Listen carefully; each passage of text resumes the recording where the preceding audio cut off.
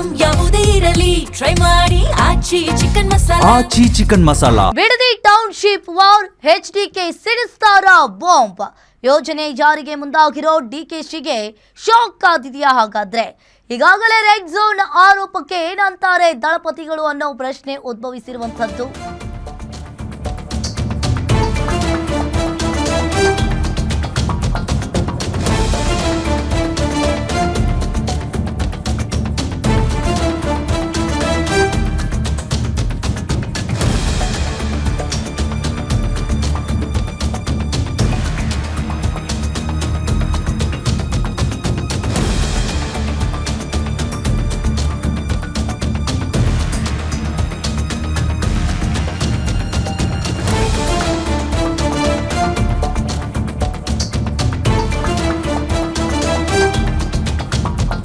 Bidadi township war HDK ಸಿಡಿಸ್ತಾರ bomb ಅನ್ನೋ ಪ್ರಶ್ನೆ.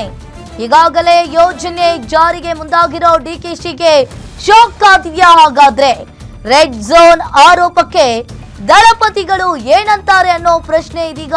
ಇನ್ನೇನು ಕೆಲವೇ ಕ್ಷಣಗಳಲ್ಲಿ ಕೇಂದ್ರ ಸಚಿವ ಎಚ್ಡಿಕೆ ಅವರು ಸುದ್ದಿಗೋಷ್ಠಿಯನ್ನ ಮಾಡ್ತಾರೆ.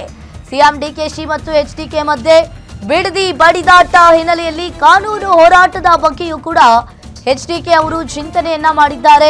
ಟೌನ್ಶಿಪ್ ವಿರುದ್ಧ ಪಾದಯಾತ್ರೆಯನ್ನ ಮಾಡಿರುವ ನಿಖಿಲ್ ಮತ್ತೊಂದು ಕಡೆ ಕಾನೂನು ಹೋರಾಟದ ಬಗ್ಗೆಯೂ ಕೂಡ ಚಿಂತನೆಯನ್ನ ಮಾಡಲಿದ್ದಾರೆ.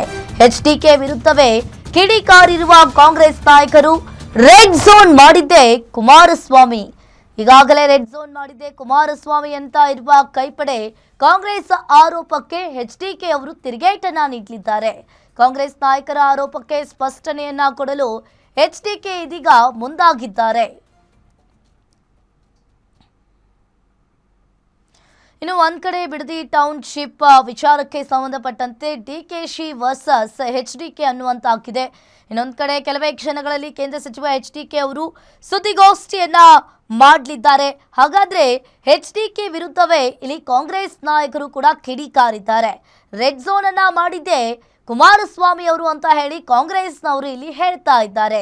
ಇದಕ್ಕೆ ಪ್ರತ್ಯುತ್ತರವನ್ನ ಕೊಡೋದಕ್ಕೆ ಇವತ್ತು ಅವರು ಸುದ್ದಿಗೋಷ್ಠಿಯನ್ನ ಕರೆದಿದ್ದಾರೆ. ಇನ್ನೇನು ಕೆಲವೇ ಕ್ಷಣಗಳಲ್ಲಿ ಕುಮಾರಸ್ವಾಮಿ ಅವರು ಸುದ್ದಿಗೋಷ್ಠಿಯನ್ನ ಮಾಡಲಿದ್ದಾರೆ. ಬಿಡದಿ ಟೌನ್ಶಿಪ್ ವಿಚಾರದ ಬಗ್ಗೆ ಕೂಡ ಮಾತನಾಡಲಿದ್ದಾರೆ.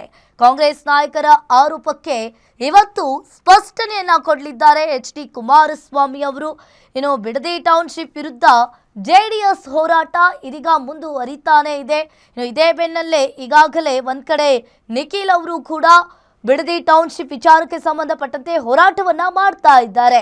ಹಾಗಾದ್ರೆ ಈ ರೆಡ್ ಝೋನ್ ಆರೋಪದ ಬಗ್ಗೆ ಎಚ್ಡಿಕೆ ಅವರು ಏನ್ ಹೇಳ್ತಾರೆ? ಇನ್ನು ಶಾಕ್ ಕಾದಿದೆಯಾ ಹಾಗಾದ್ರೆ ಅವರಿಗೆ?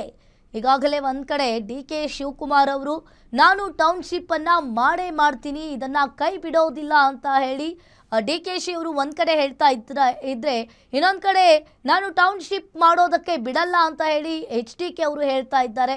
ಈಗ ಎಚ್.ಡಿ.ಕೆ. ವರ್ಸಸ್ ಡಿ.ಕೆ. ಶಿವಕುಮಾರ್ ಬಿಡದಿ ಟೌನ್ಶಿಪ್ ವಿಚಾರಕ್ಕೆ ಫೈಟ್ ಶುರುವಾಗಿದೆ.